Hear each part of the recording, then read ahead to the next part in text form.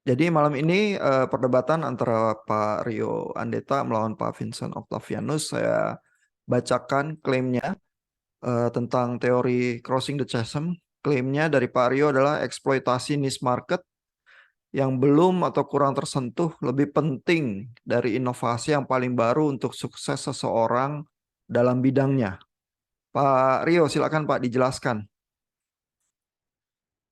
Ya, seperti yang klaimnya sudah dinyatakan itu, inovasi itu kan eh, selalu akan muncul dan itu nggak bisa dihentikan. Tapi kalau seseorang mau mulai di zaman sekarang untuk buat bisnis tech, biasanya tech sih, yang berinovasi itu mindsetnya itu menurut saya agak keliru kalau mau cari inovasi yang paling baru, yang belum ada di sebelumnya, yang belum dipakai sebelumnya itu menurut saya itu agak keliru. Mending sih sekarang kalau misalnya mau mencari sukses itu untuk menggunakan inovasi yang sudah ada, terus itu diadaptasikan, di dimodifikasikan dikit aja supaya itu ditailor untuk sebuah niche market yang belum yang memiliki kebutuhan yang belum dipenuhi. Oke, jadi Seperti itu itu tuh klaimnya. lebih ya Mm-mm. ya Saya betul. berikan ke Pak Vincent untuk menyanggah Pak dengan alasan-alasan. Ya, yang pertama mungkin memang banyak orang yang pasti bakal setuju kalau kalau misalkan sebuah eh, apa niche market ya niche Niche. market itu memang ya memang bakal kayak karena niche market itu eh, yang yang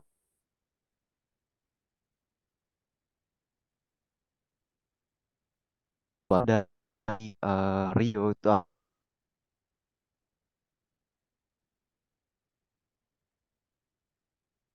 menurut saya itu hal yang salah. Kenapa? Karena beberapa niche market sendiri itu eh, lambat laut kemungkinan besar akan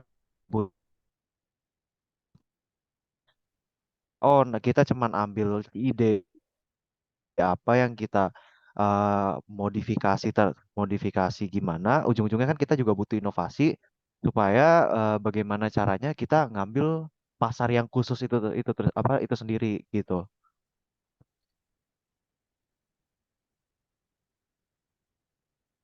Udah Pak. Seperti itu, Pak. Iya. Jadi untuk ngambil pasar yang khusus itu yang niche itu tetap butuh inovasi gitu ya, sanggahannya Pak ya.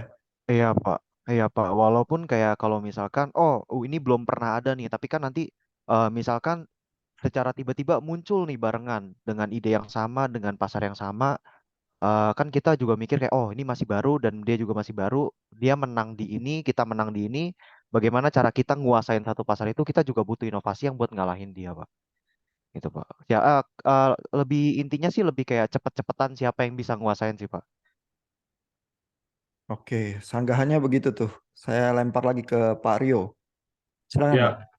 ya nggak salah, benar kalau setelah sebuah inovasi itu udah nggak bisa diapa-apain lagi ya kita perlu inovasi yang baru itu benar. Tapi yang saya coba iterasikan itu eh, inovasi yang kita ada sekarang, yang not necessarily yang agak tua atau sekarang aja, itu sebaiknya dieksploitasi lebih dahulu lagi, terus kita dieksplor dulu bagaimana kita bisa expand dengan apa yang kita sudah punya ada sekarang, daripada kita selanjutnya kayak buru-buru langsung ke maju yang hal berikutnya. Kayak misalnya ada contoh Gojek. Gojek itu kan inovasinya itu eh, service ojek eh, online taxi gitu. Eh, Awalnya itu kan purely itu hanya untuk antar jemput menggunakan motor atau mobil. Tapi eh, dengan teknologi yang sama, tanpa ada inovasi yang meningkatkannya terlalu jauh, dia itu bisa meng-expand service itu menjadi hal seperti GoFood. Dan GoFood itu kan nggak nggak ada hubungannya sama antar jemput, tapi melainkan itu delivery makan dengan service yang yang individu seperti itu loh. Jadi menggunakan service infrastruktur online yang bisa connect dengan para pegawai Gojek itu bisa mengisi niche market orang-orang yang males keluar makan. Jadi menurut saya itu salah satu eh, contoh yang kecil, eh, eh contoh yang cukup besar dalam maksud saya dari menggunakan inovasi terus di-expand lagi dalam market belum yang belum sepenuhnya terisi oleh inovasi yang sebenarnya masih bisa dikembangkan lagi untuk mengisi itu.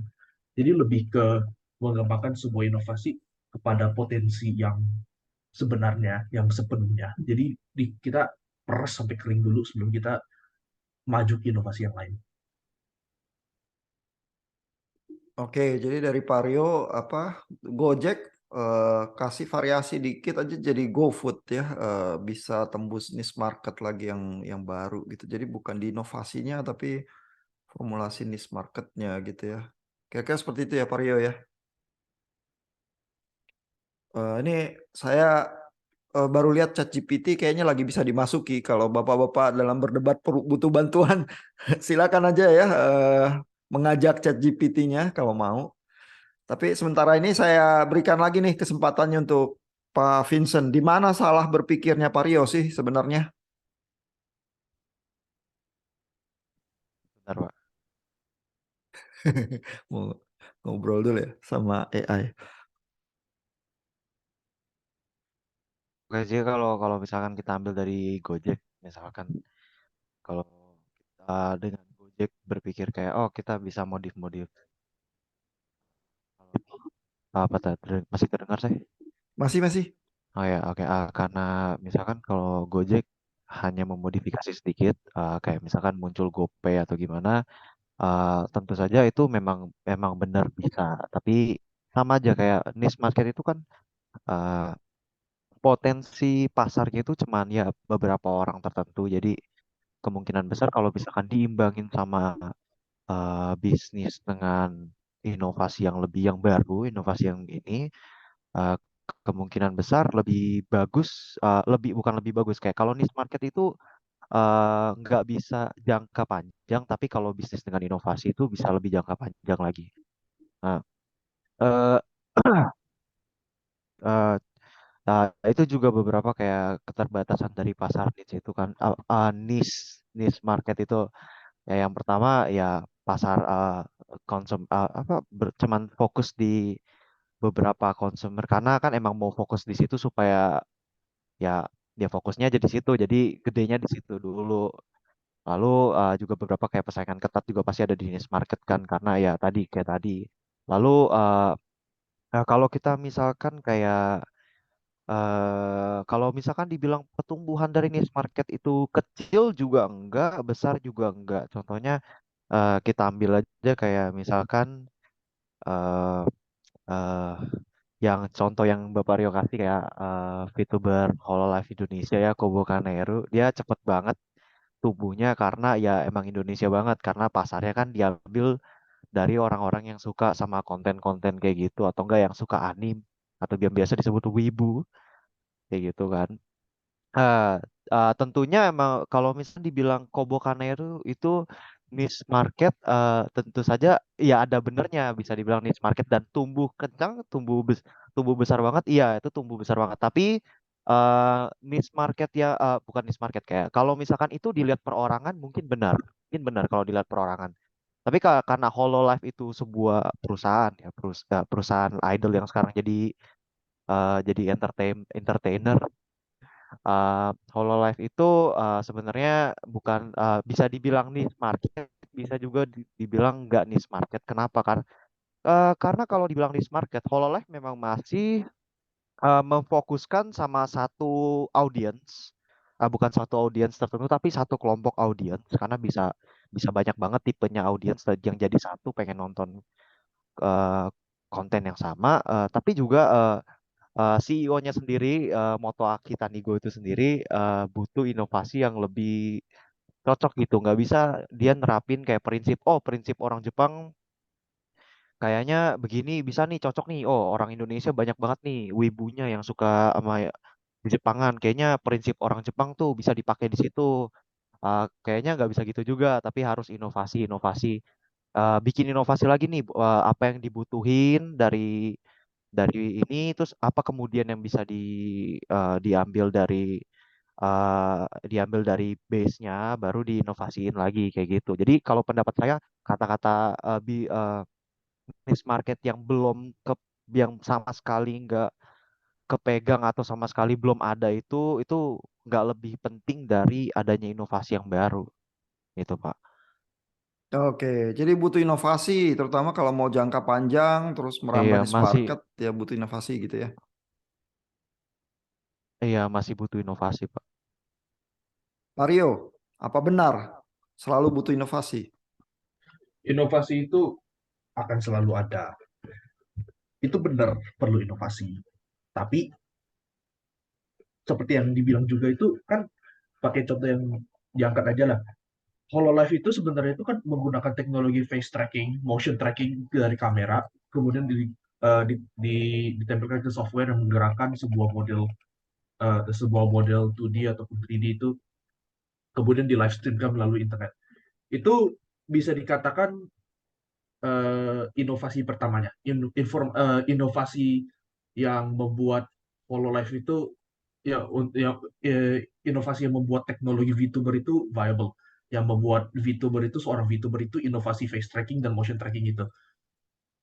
Yang saya maksud itu selama pertumbuhannya HoloLive dan juga pertumbuhannya seperti Kobo Kanairu yang menyentuh market Indonesia, kemudian juga saat awal-awalnya ada VTuber yang namanya Kiryu Koko yang menyentuh market overseas pas HoloLive itu masih intra Jepang. Itu Kiryu Koko ini contoh salah satu VTuber yang jadi sebuah pionir untuk membuka cabang ke overseas, ke Amerika dan dan dunia yang lebih luas. Jadi marketnya itu nggak cuma di Jepang. Jadi maksud saya itu dengan inovasi yang satu, inovasi teknologi face tracking, motion tracking dan pembuatannya seorang VTuber itu tidak perlu inovasi yang teknis yang langkahnya itu terlalu jauh, tapi hanya membutuhkan modifikasi dan niat para VTuber dan pada talentanya mereka sendiri itu untuk mencapai niche market yang belum terpenuhi. Jadi dari dari contoh Vincent sendiri yang bilang itu ya sebenarnya tidak ada uh, inovasi yang terlalu jauh atau benar-benar satu tingkat di atas teknologi VTuber, melainkan faktor pertumbuhan paling besar dari HoloLive dan Covercorp itu adalah cabang-cabangannya kepada niche market yang belum tersentuh pada satu inovasi yang pada satu tapakan inovasi yang sama itu teknologi VTuber. Oke, karena mulainya dari Pak Rio, ini terakhir nih roundnya, kecuali nanti para analis Pak Kevin sama Pak Hansen bilang butuh lagi nih untuk tentuin pemenang ya. Pak Vincent silakan Pak. Ah, Jadi Pak Rio tadi bilangnya adalah ya inovasi selalu ada ya, terus inovasi ya bisa sangat baru, bisa enggak. HoloLive diklaim katanya enggak terlalu baru gimana, tapi yang penting milih niche market katanya. Gimana Pak Vincent? ya, oke, menurut saya pertumbuhan HoloLive yang tanpa inovasi baru itu mungkin bukan terbilang lambat juga sih sebenarnya. Kayak cukup cukup cepat sih kalau misalkan saya lihat pertumbuhan HoloLive yang tanpa inovasi yang gede-gedean itu kayaknya emang cepat banget. Tentu aja setiap perusahaan juga butuh inovasi lebih. Contohnya kenapa bukan contohnya kenapa, tapi kenapa misalkan butuh inovasi yang lebih. Tujuan butuh inovasi itu sebenarnya bukan buat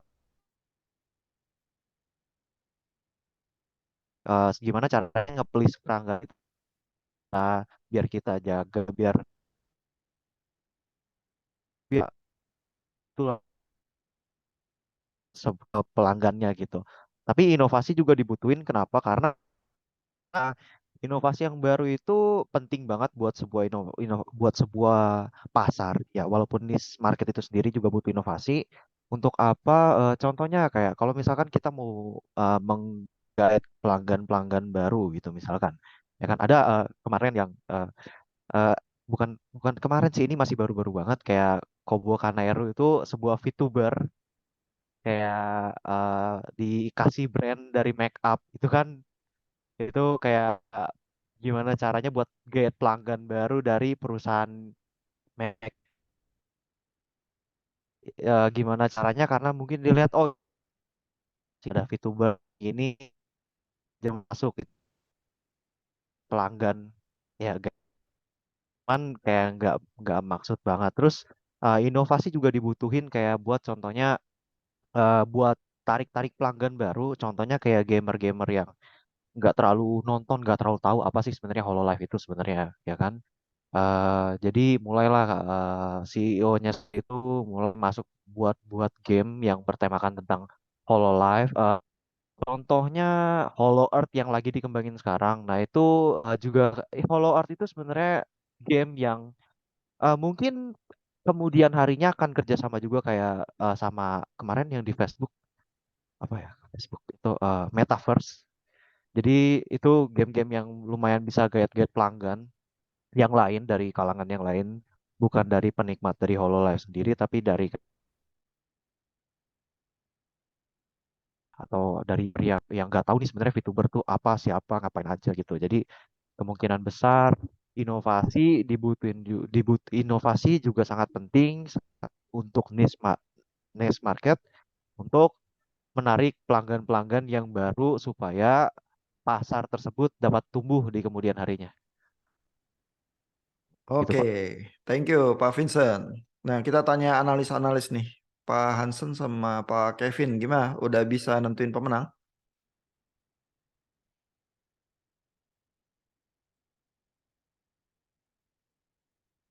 Pak Hansen, dan menurut kita mungkin satu bukan Pak. Gimana? Udah cukup ya? Satu ronde lagi, Pak. Satu ronde lagi Pak, ya menurut kita Oh, satu ronde lagi Pak. satu ronde lagi. Oke, masih belum cukup ya untuk penentuan akhir ya.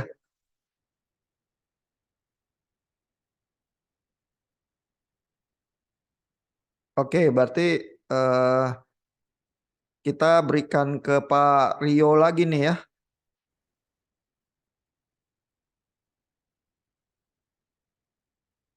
Tadi Cek, halo. Halo, halo. Koneksi saya kadang Oke. agak buruk sih.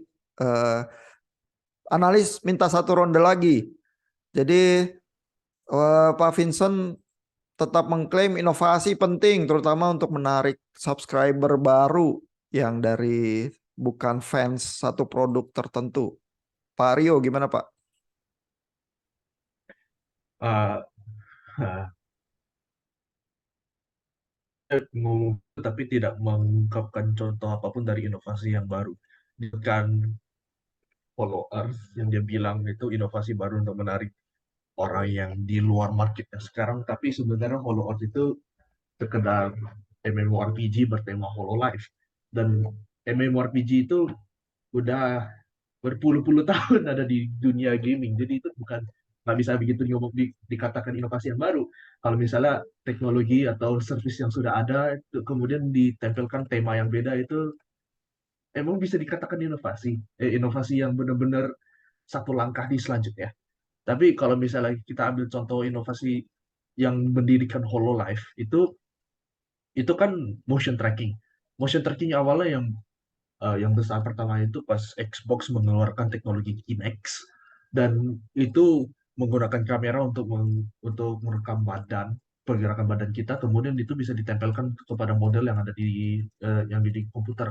Dan perkembangannya itu adalah peringanan. Jadi software itu dibuat lebih ringan, lebih cepat, lebih efisien, dengan juga perkembangan komputasi yang lebih kuat dan lebih lebih berbobot itu supaya bisa eh, dijalankan secara tandem dengan dengan teknologi live streaming. Menurut saya itu inovasi besar yang mendirikan Hololive dan apa kecilnya YouTuber. Dan sisanya itu pertumbuhannya itu adalah eksploitasi dari niche market yang belum ada. Jadi dari satu inovasi yang mendatar, itu niche market itu niche market dan penggunaan inovasi yang sebelumnya itu kita campur aduk dengan pintar dan strategis, itu menurut saya jauh lebih sukses daripada setelah satu inovasi tercapai terus kita lanjut ke inovasi yang lain terus kita lanjut ke inovasi yang lain tanpa benar-benar mengeksploitasikan apa yang sudah ada, apa yang kita punya sekarang. Ya, sekian dari saya sih begitu.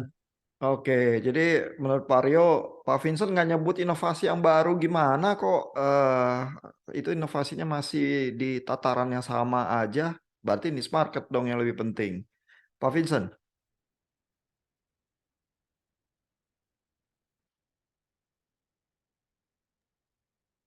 Eh, Kalau misalkan dibilang ya, Google Google Earth lagi, Hollow Earth itu memang benar kayak game MMORPG yang udah ada dari dulu. Maksudnya dari yang saya maksud dari inovasi yang baru adalah gimana? Inovasi yang baru tuh muncul sebenarnya dari inovasi yang lama-lama yang kita gabung-gabung, yang kemudian jadi suatu hal yang baru nih.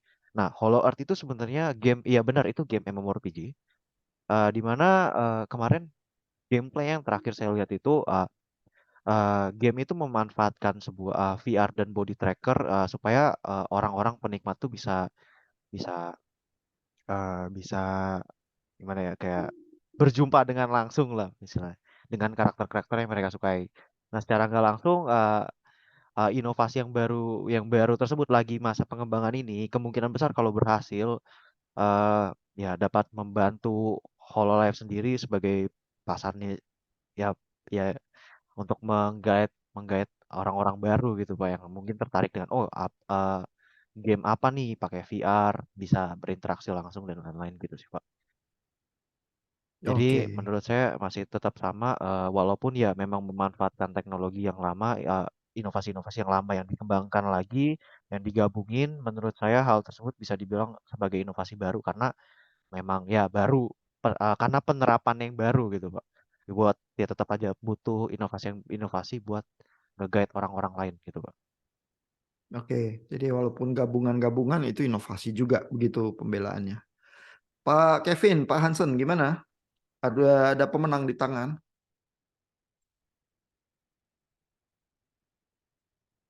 Oke, Pak Hansen, oke. Pak Kevin, oke juga ya. Oke juga. Berarti kita dengar analisisnya nih. Dari Pak Hansen dulu aja. Gimana Pak? Siapa yang menang? Eh, Kalau kita yang menang, saya lebih pilih Vincent sih Pak.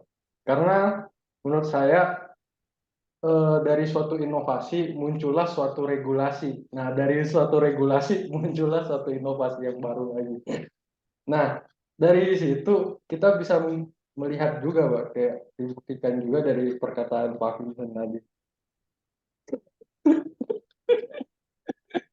Jadi gimana Pak? Kenapa alasannya sampai apa bahwa klaimnya Pak Rio itu benar-benar tersanggah oleh Pak Vincent itu di mana Pak cluenya?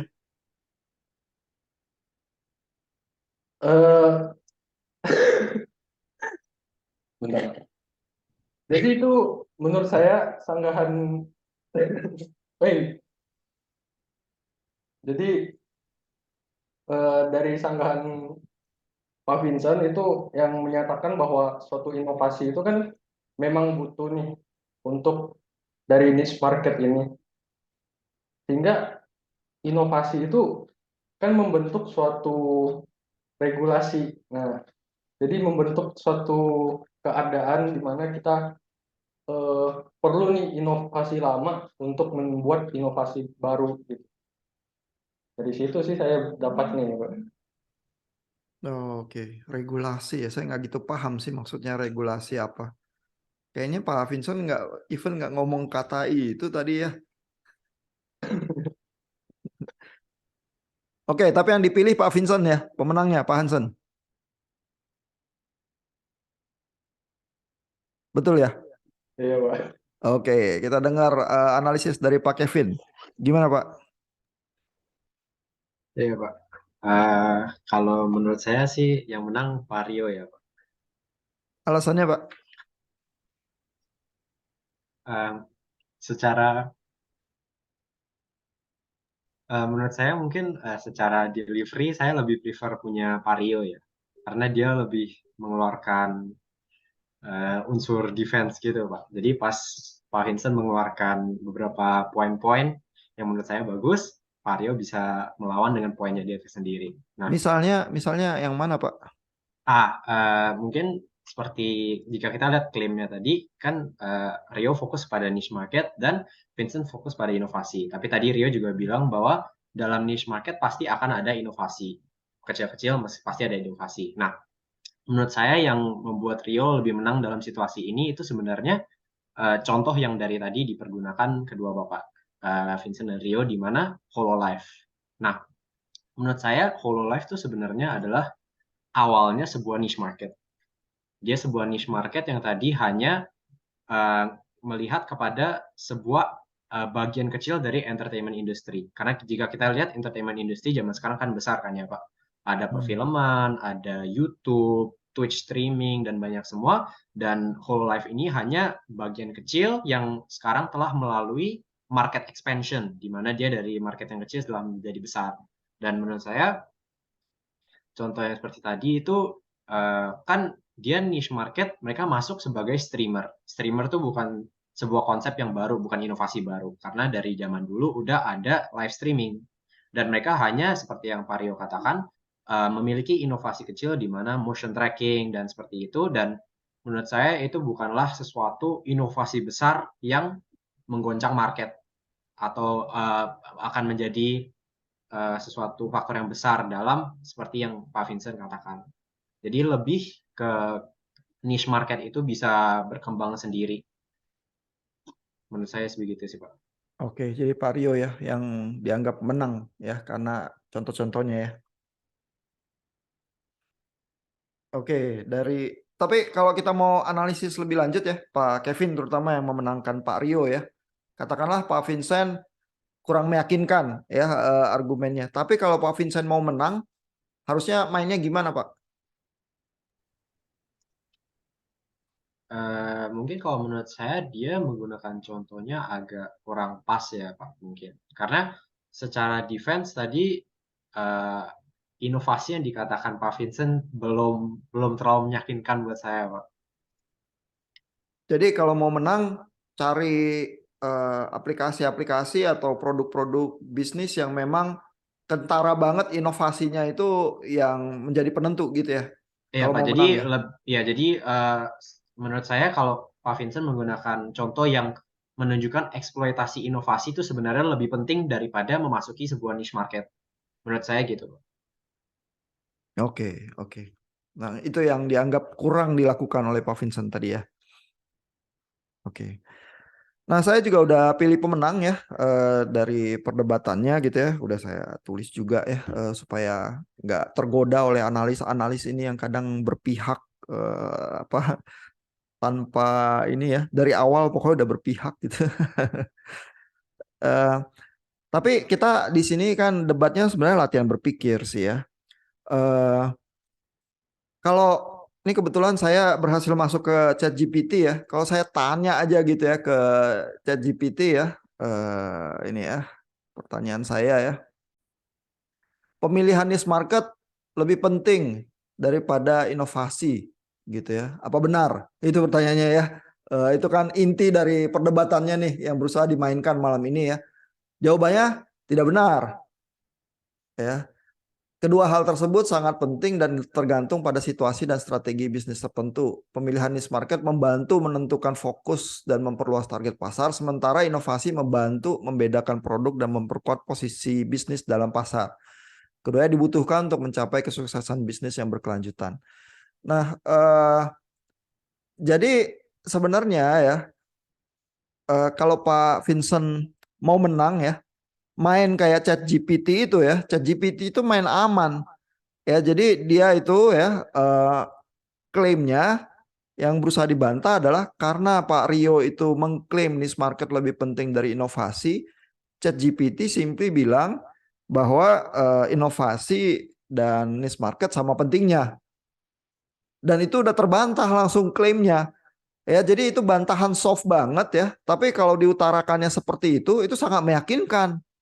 Gitu ya, tinggal dicari contoh-contohnya bahwa ini sama pentingnya loh, begitu ya. Nah, Tapi yang berusaha dimainkan Pak Vincent ya adalah bahwa inovasi lebih penting. Nah, itu bantahan yang lebih keras ya sebenarnya ya daripada yang berusaha dilakukan oleh ChatGPT gitu ya. Nah, kalau bantahannya mau lebih keras, memang akhirnya jadi harus menampilkan ya ada loh. Ini misalnya ya kalau Apple mau sukses dari dunia yang belum kenal smartphone ya atau iPad ya dia harus inovasi gitu ya. Gimana caranya dia bisa nembus pasar baru itu kalau nggak ada inovasi gitu ya. Nah, kalau mengutarakan contoh-contoh yang kayak gitu ya, terus bilang ya bahwa ini loh lihat, buat Steve Jobs inovasi lebih penting. Ya kalau cuma ngeramu-ngeramu produk kayak Tim Cook gitu aja ya jangan heran kalau jualan handphonenya nanti turun angkanya gitu misalnya ya. Nah, kalau mainnya kayak gitu, itu bisa ya mendukung argumen yang berusaha tadi dimainkan. Nah, masalahnya kadang-kadang di tengah perdebatan Pak Vincent tuh kayak berusaha bilang juga bahwa ini sebenarnya setara ya antara inovasi dan tapi nggak terlalu kuat didorong ide itu. Lebih kentara adalah berusaha mendorong bahwa inovasi lebih penting. Hanya sayang memang contoh-contoh yang diajukan tuh kedikte sama punyanya Pak Rio. Ya, Pak Rio majuin contoh-contoh itu terus main di contoh-contohnya ya baik dari Gojek maupun dari Hololive. Terus Pak Vincent nggak memunculkan satu bantahan pun ya bahwa dunia bisa ada yang lain loh ya yang kalau inovasi itu memang benar-benar jadi kunci yang menentukan gitu. Nah jadi dari sisi yang mana yang meyakinkan kalau itu kriteria kita Pak Rio tuh yang menang. Tapi jalan menangnya Pak Vincent juga ada ya mainin klaim yang soft kayak ChatGPT sehingga nggak perlu apa contoh-contoh yang sulit gitu ya langsung kelihatan dengan contoh-contoh yang sama juga Vario nggak benar karena sebenarnya inovasi sama niche market sama pentingnya gitu kalau kayak main kayak ChatGPT ya atau kalau mau mengklaim lebih keras bahwa inovasi memang lebih penting perlu bukti-bukti yang lebih kuat gitu ya. Jadi menurut saya menang malam ini Vario sih ya. Gimana dari Pak Vincent sama Pak Rio ada komentar nggak? Kebetulan waktu awal debat ChatGPT-nya mati ya, jadi nggak bisa minta pertolongan. Kurang kurang ini Pak, kurang data Pak. Saya nyari datanya susah banget Pak. Beneran. Gitu ya. Tapi kan klaimnya Pak. Pak Rio jelas juga ya, dan udah Iya, terpampang dari kemarin ya. iya sih Pak, tapi saya nyariin data yang gimana caranya niche market itu bisa bisa punya inovasi yang lebih. Jadi digabungin itu malah lebih bagus Pak. Itu yang susah Pak nyarinya Pak. Hmm. Saya gampangnya nyari yang jatuhin satu-satu Pak. Hmm, hmm, hmm. Jadi saya nyari niche market yang apa yang memiliki inovasi yang menjadi lebih baik di ChatGPT aja susah Pak nyarinya Pak. Hmm, hmm, Contoh hmm. nyatanya Pak bener-bener susah Pak. Hmm. Yang muncul tuh paling cuman kayak oh perusahaan Apple yang memiliki inovasi lebih baik dari ini gitu-gitu Pak. Jadi agak susah Pak kalau mau susah, Pak. Iya, tapi artinya kalau mau mengklaim inovasi lebih penting, Apple tuh salah satu contohnya kan. Karena di masa-masa Iya, kejayaan Steve Jobs, dia sangat inovatif ya. iya sih Pak. Hmm. Nah, Sekarang jadi tinggal memang implementasinya aja. pada kenyataannya fenomena bisnis teknologi itu rumit sekali ya. Terus kalau kita sorot dari berbagai sisi, eh, kebenaran itu kan bukan hitam putih ya, tapi kebenaran itu warna-warni gitu ya. Nah, tinggal argue sisi tertentu itu seberapa meyakinkan kan kriteria bukan bukan benar salah ya di dalam perdebatan kita, tapi kan seberapa meyakinkan gitu ya. Nah, di situ tuh kita latihan olah berpikirnya sih. Pak Rio gimana Pak komentarnya terhadap perdebatan yang terjadi dan analisis-analisis yang ada? Eh,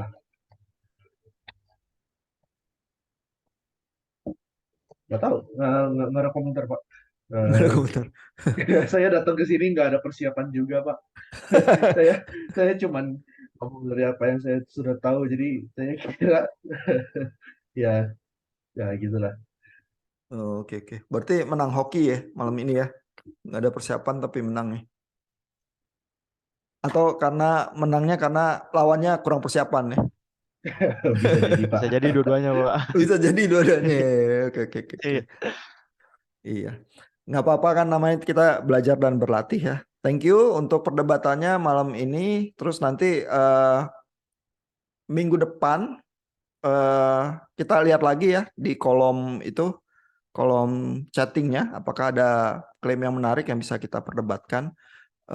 Kalau ada kita mainkan, kalau enggak ya nanti kita lihat dulu dan kita bahas teori-teori yang ada di Learn ya.